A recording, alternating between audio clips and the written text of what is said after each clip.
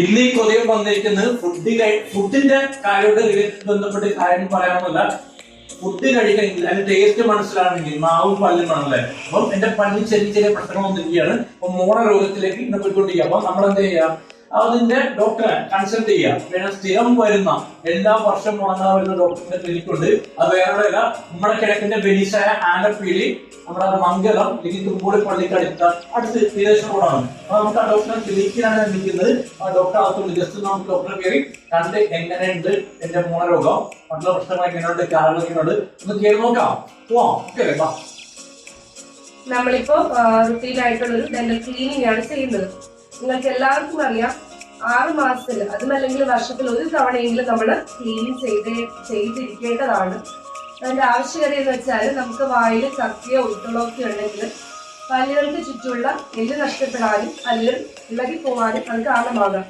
അതുപോലെ തന്നെ പുറമേ നിന്നുള്ള സ്റ്റെയിൻ കറ പിടിച്ചിരിക്കുന്നുണ്ടെങ്കിൽ അത് നമുക്ക് സ്കെയിലിങ്ങിലൂടെ നിശ്ചയം ചെയ്യാവുന്നതാണ്. ഈ കേസ് ഞാൻ നിങ്ങൾക്ക് കാണിച്ചു തരാം. ഞാനിപ്പോ ഇരിക്കുന്നത് നമ്മുടെ ഡോക്ടർ ദിവ്യയുടെ ക്ലിനിക്കിലാണ്. ഞാൻ ഇവിടെ വരുന്ന വെച്ച് നമ്മുടെ മോണരോഗം തടയാനും പല്ലിലെ കറ കളയാനും. കാരണം നമ്മൾ സെറ്റ് പല്ല് വെക്കേണ്ട വരുന്ന അവസ്ഥ വെച്ച് ഈ മോണരോഗം കാരണം. അപ്പം ഒന്നുകിൽ ഈ 6 മാസം കൂടുമ്പോൾ ഒരു വട്ടം, അല്ലെങ്കിൽ മാക്സിമം ഒരു ഇയർലി വൺസ് ടൈം നിങ്ങൾ പല്ല് ക്ലീൻ ചെയ്യുക. കാരണം ഇല്ലെങ്കിൽ നമ്മൾ നാളെ സെറ്റ് പല്ല് വെക്കേണ്ട ഒരു അവസ്ഥയിലേക്ക് ഇപ്പം മാറിക്കൊണ്ടിരിക്കുകയാണ്. അപ്പൊ നമുക്ക് നല്ല ഒരു ആത്മവിശ്വാസം നമ്മുടെ പുഞ്ചി നൽകണമെങ്കിൽ നമുക്ക് ഇത് ആവശ്യമാണ്, അത്യാവശ്യമാണ്. നിങ്ങൾ മസ്റ്റായിട്ട് ഇത് നോക്കുക. നിങ്ങളെ പല്ലുകൾ തീറ്റകൾ കെയർ ചെയ്യുക.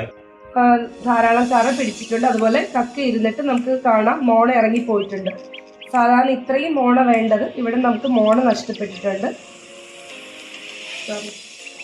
നമുക്ക് ക്ലീൻ ചെയ്യാം.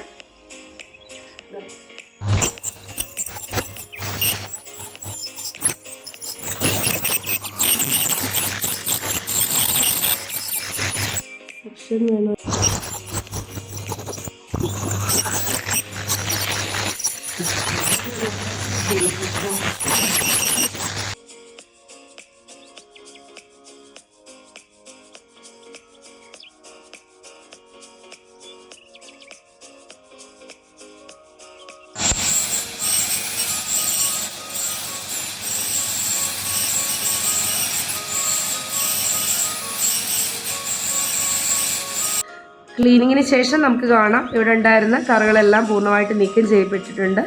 എന്നാലും നമ്മൾ ഇവിടെ കാണാവുന്നതാണ്. സാധാരണ ഇതുവരെ നമുക്ക് മോണ വേണ്ടയാണ്. ഇവിടെ കക്കി ഇരുന്ന് വന്നപ്പോൾ എല്ല് നഷ്ടപ്പെട്ടു, മോണ ഇറങ്ങിപ്പോയി. നല്ല രീതിയിൽ ഇവിടെ പല്ല് ഇറങ്ങിയാണ് നിൽക്കുന്നത്. ഇപ്പൊ എന്റെ മോളുടെ പല്ലുകൾ അത് ഒരു ചെറിയൊരു പ്രശ്നമുണ്ട്. അത് നീക്കം ചെയ്യാൻ വേണ്ടി വന്നതാണ്. കാരണം വെച്ചാൽ ഇല്ലെങ്കിൽ നമുക്ക് കുറച്ചാകുമ്പോൾ ചിന്തിക്കുമ്പോൾ വേറെ ഒന്നുമല്ല. അത് കൊച്ചല്ലേ, അത് കുറച്ച് കഴിയുമ്പോൾ മാറും എന്നുള്ള ചിന്തയിലാണ്. പക്ഷെ അത് അങ്ങനെയല്ല. നമ്മുടെ പിള്ളേരുടെ പല്ലുകൾ നമുക്ക് ചെയ്യണം. പാൽപ്പല്ലാണ് ഇവിടെ ഒടിഞ്ഞിരിക്കുകയാണ്. അപ്പൊ അത് നീക്കം കൂടെ ചെയ്യാൻ വേണ്ടിയാണ് ഇവിടെ വന്നിരുന്നത്. അപ്പൊ നിങ്ങൾ അതും കൂടെ ശ്രദ്ധിക്കുക.